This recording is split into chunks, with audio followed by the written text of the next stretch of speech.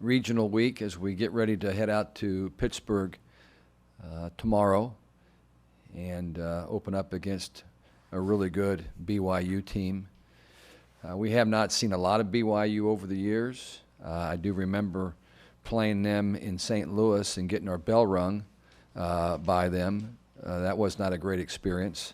So we know that they're always very, very capable. This is a real veteran BYU team.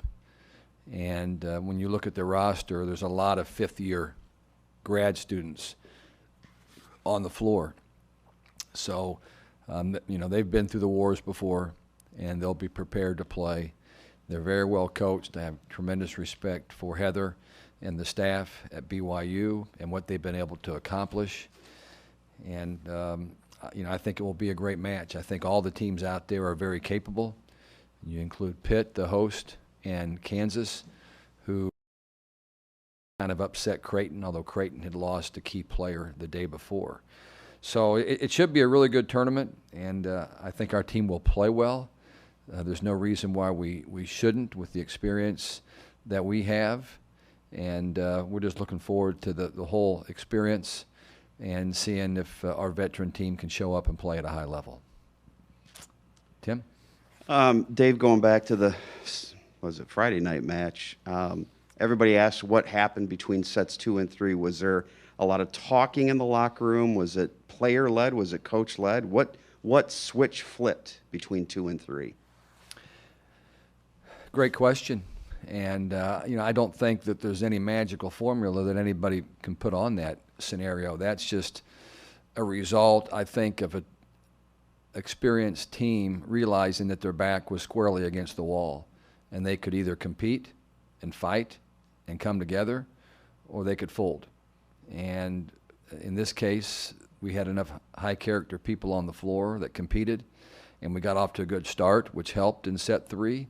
And then we just pretty much steamrolled them, the rest of the way. It was fun to watch. But as you recall, the group that was on the floor at the end of game 2 stayed on that floor for a long time. And I didn't realize that because I was busy trying to figure out what lineup to put on the floor. That's what the head coach does after each set, is figure out, okay, do we make changes? Do we stay with the way we finished? What do we do? And we actually did make an adjustment where we had two middles. The two middles that were in the game were Trammell and Colvin. JL was not playing extremely well for whatever reason.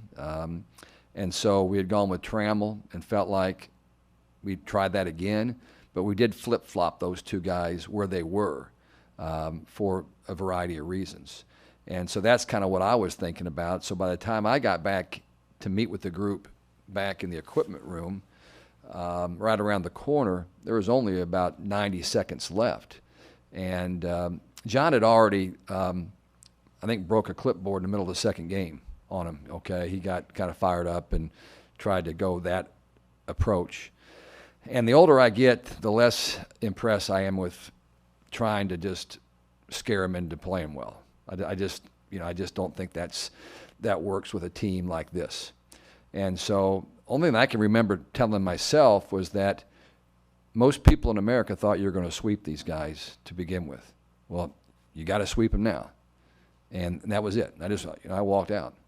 And because I know that they had their say, and it was going to be player-led.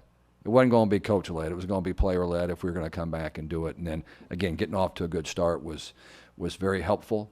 And then both the middles took over at the net with both offense and blocking. And the veteran players did their job, and it was fun to watch. You said getting off to a good start in the third set was key. At what point in those last 3 sets did you know we got them? It's a funny game, Tim. I never really necessarily – I felt good as we were rolling, but you also know that things can take a turn in the opposite direction pretty quick. All of a sudden they get a few things to go their way. They never got anything going, fortunately. But if they would have, you just don't know. You don't know how players will respond when the pressure is on. But fortunately, ours responded really, really well. And to me, that was a real positive moving forward. I mean that was probably the best stretch of volleyball that we've played all season, and we've played pretty well this year. But I thought that was just an incredible level of volleyball that we went to when we had to. One of the changes you made was bringing Maddie Chin into the game. Talk about her contribution, not just there, but the fact that those three, as interchangeable as they've been, have seemed to come up with the right plays at the right time for you this year. Yeah, I'm real happy with all three, Emma, Maddie Cook, Maddie Chin. I feel like they're all playing at a really high level. I feel badly that I can't give them the opportunities that they want, but that's life in the Big Ten. When you have a really good team that's capable of winning a championship, then you just have to be ready when your number is called. Chin was. The reason I went with Chin is she's our lowest error player on the left side. She just doesn't make a lot of mistakes. And she went, I think, 4 for 18 with 0 errors. So the reason I went with her was because Emma had made about 4 errors, and I felt like we were giving some points away that we couldn't afford to give. And so when I make the decision then, okay, Chin or Cook, well, Cook hits the ball harder than Chin. But Chin doesn't make a lot of errors. And I think both of them have been really good in practice.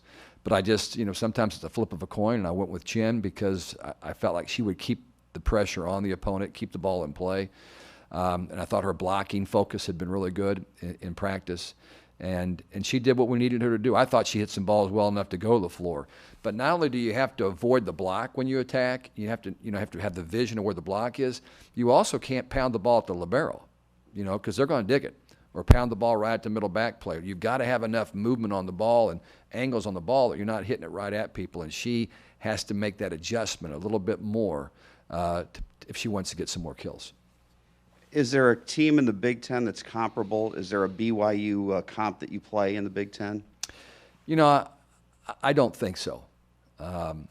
I think they've got great balance on both sides of the ball. Offensively, they've got a real bulldog of a setter. Really like their setter. She's not real big. She's probably 5'7.5", 5'8", but she runs their team. And we have some of those in our league. I mean, Hames from Nebraska, Blossom from Penn State. There's a variety of those. I mean, we've got one on our own team that's a little bit like that really run their team and take control and are very, very aggressive offensively. So it kind of starts with her, but they've got a 6'5" and a 6'4" middle that have both played a lot of volleyball. Their left sides have good arms, and their right side is kind of their go-to player, a lefty that transferred from Utah a year ago. She's capable of being really, really good. So I don't know if there's anybody comparable. I mean, I would put them in the top 5 in the Big Ten, and that may sound like it's a slap in the face, but it is not. I mean, top 5 in the Big Ten puts you with Wisconsin, Nebraska, Purdue, Ohio State, and whoever else I'm forgetting. Minnesota, yeah. So it's a pretty good group. Lastly, sometimes they say, and you look at the NCAA basketball tournament, if somebody survives an early test in overtime, it not breezes the way, but it makes it a little bit easier. Players relax. Do you think that might be the case with your team after having survived that match Friday night? I've heard that before, Tim, and I think that's a lot of media hype more than anything else. I know, but you got to come up with something, right? I think every match is unique in its own. To be honest, I mean, I think whoever plays the best, will this help us? Will this catapult us? Will this allow us to play with more confidence? I don't know. I think how well BYU plays will have a big impact on how much confidence we have. And the thing is, our team needs to learn that, okay, you played Dayton, and Dayton came out and punched us in the mouth. A lot of people think, well, we didn't play well. Well, we didn't play really well, but more of it was that Dayton served us really, really tough. Both their left sides came to play. Their right side player was nearly unstoppable. And so they were pretty good. And it wasn't until we finally started serving the ball tougher, started showing some composure with our passing. Passing is the best thing we do. We're a great passing team. But we were not the first 2 games. And it took some time just to kind of, I think, find some poise, which I'm glad that they did. Otherwise, we wouldn't be having this wonderful session today. What kind of contribution have you seen Emma Ellis make as the season's progressed? And then we saw a lot more out of her in the last 2 matches than we did for much of the season. So how is she kind of peaking at the right time? Well, it was when we got ready to play Northwestern, whenever that was, seems like maybe 5 weeks ago. And I finally just came to the conclusion we needed to have a consistent player start that position. We've been, rotating through all 3 of them, and I just felt like we need some consistency. And in talking with our staff and evaluating a lot of different things, we felt like, okay, let's go with Emma because emotionally, I think our players respond to her well when she's playing well and blocking balls and putting balls away. She brings some of that fire you like to have on your team. And so we started to win with that lineup, and then we've pretty much have just stuck with it. As I've watched practices, she's not playing at a level necessarily higher than Maddie or Maddie.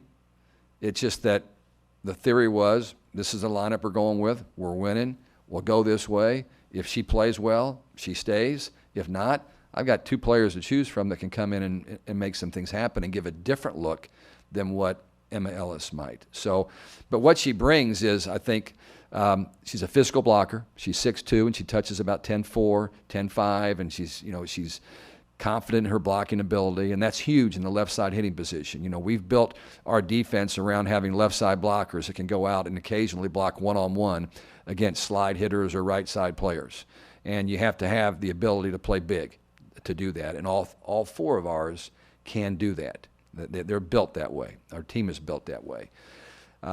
When she's on, she's ripping the ball. She's playing with great confidence. She's gotten some trouble in the last few matches where the tempo of the set has thrown her off a little bit, and she hasn't adjusted well to that. And that's where some of her hitting errors have come from. But against who we play the first match this weekend, Illinois State. She finished up with 7 out of 9 in games 2 and 3, and that was crucial to help us, go right through those guys in those second 2 games. And then she, like I said, I think she was 4 errors and 3 kills through the first game and a quarter, and I thought we needed to make a change and see if somebody could bring us something a little bit better. How much of a competitive edge did playing in Holloway give you guys in the first 2 rounds? It didn't hurt us any. I think it was a big advantage when we got on a roll against Dayton, and the place just was roaring. I mean, it was great to see. And as I mentioned, maybe in the press conference after the match, I really just kind of stepped back and just watched it and enjoyed it because it was fun to see a team play at that level, and then watch the crowd just appreciate it as much as I did. So I think it certainly helps. As we get ready to go, well, as I was watching the matches on Saturday night with the idea of thinking, okay, I'm watching the Penn State Pitt because that may dictate whether we host or not, and then I've got to watch the BYU and Utah match to see who we're going to play. And the more I thought through that, I was less concerned about whether we were going to host, because I really feel like when you host, there's a lot of other pressures that you're starting to feel. I'm sure Rachel feels the same way as a communications person. Are you going to be able to get 8,000 people here to make it a great home environment and do something great for volleyball and for Purdue? So all of a sudden then you've got a lot of other things you're thinking about aside from how do I get ready for BYU? And now we know we're going to Pitt. We don't have anything to worry about. Okay, we're going out there and we're going to play Pitt, and we're going to play BYU on a neutral floor at Pitt. And all we have to focus on is being prepared, getting our team as well prepared as they can be, and know BYU as well as we can. Dave, can you kind of talk about the progression of Caitlyn Newton as a defensive player? Because obviously with what she can do, she's got to be back there. But I think the last 3 sets the other night, she was making diving digs and things that I haven't seen out of her in a long time. It's been a work in progress. I love Caitlyn Newton. She didn't have a bigger fan in America than me. I can promise you that. But she's an offensive player first, always has been. She has evolved into a pretty good blocker on the left side. She's blocked a lot more balls this year than ever. She's gotten more physical. Caitlyn Newton, a lot of people, Caitlyn touches about 10'4", 10'5". She's a really athletic kid. So she gets up big enough to block anybody that we're going to face that comes around the right side where she would be blocking. But she's never had that mentality of or understood the value of defense until a couple years ago. And then we started having some individual sessions because I recognize that we're not going to go very far. You're only as good as your worst defender. I mean, that's just the way it is. Your defense is only going to be as good as your worst defensive player, and she was it, okay? And so we had to figure out how we could make her better, and it was all attitude and mentality. And she has come a long way. And athleticism isn't the problem with her. Now, last year when she had some problems with her knee, yeah, that was an issue, okay? That she couldn't move laterally the way that she needed to, and it was kind of a challenge to try to get her to be able to make plays going from one side to the other. And then she doesn't feel great necessarily about crashing for the ball in front of her either. But she's gotten better at that. And it's taken some time. But I think that what she came to terms with was that she recognized what I recognize, that if she doesn't get better back there, number one, I can't play her. We got to do something else. And she likes to be on the floor all the time. And so she's decided that she's going to get better as a defensive player. And she made some tremendous plays going. She made one going to her left, which is not what she does real well. She went flying to her left, made a great play late in the match. Just an indication of what I always tell her, what she's capable of. She sometimes doesn't realize what she's capable of doing. She wants to limit herself defensively, and there's not anything she can't do. So that was a great thing to see. So we can point to that as we move forward. How impressed are you with the maturity of Taylor Trammell, who is one of the best freshmen in your conference a year ago, and this year she's sitting because there's a freshman ahead of her, and then to step into a moment like she did the other night, when no questions asked, okay, I'm going to go in there and do what I do. She really never lets a lot of things bother her. She's pretty cool under the collar, and she's been playing really well. And as I pointed out, I think before, we'd like to light a fire under her and get a little more intensity in the way that she plays. But that necessarily isn't how she plays best. She plays best when she's just really focused and feels like she's valued with this team. And we're lucky we've got three really good middles. And her coming into that match won the match for us. You can point to a lot of different things, and a lot of people had their hand in it, but nobody was more valuable than Taylor Trammell. The way she took over the net, the way she was up early offensively, putting balls away. I think she was 5 for 7 with no errors offensively, and I think she had maybe seven blocks in that match. She's a great natural blocker and can be a great natural offensive player if she works at it hard enough. And she really wasn't doing that until the arrival of Raven Colvin. And then when Raven showed up, and nobody drives harder and works harder than Raven Colvin. Okay, I mean, here's a kid that's got incredible athleticism and then works harder than everybody else. And that's one of those things that's made our team better, is that you've got, whenever your best athletes work harder than everybody else, that's a really good sign for your team. And then last thing, obviously last week with personal things and then a short turnaround from Nebraska to Thursday night, I imagine it was a pretty condensed week. Is it more, I don't want to say relaxing, but more normal of a flow this week where you've got a Thursday, possibly a Saturday, and maybe more time just to kind of focus on one opponent without the... Yeah, I really, really appreciate where we are today as opposed to where we were last week at this time, Sam, because last Monday I was at a funeral, okay, came back and had a 102-degree temperature, and I'm thinking, well, I spent 3 days in a COVID ward. This may not be a good thing, the week before. And luckily that wasn't the case. And about a day and a half later, I was almost back to full strength, but I was way behind. I couldn't even watch any tape. I couldn't even see straight. And so I was way behind last week.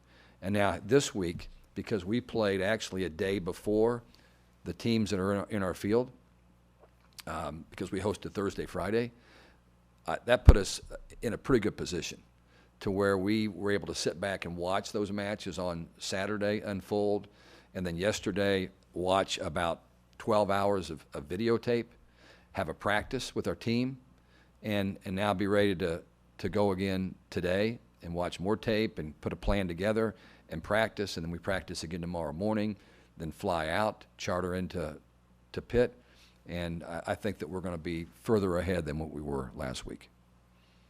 Thank you. All right. That's it. Thank you, guys.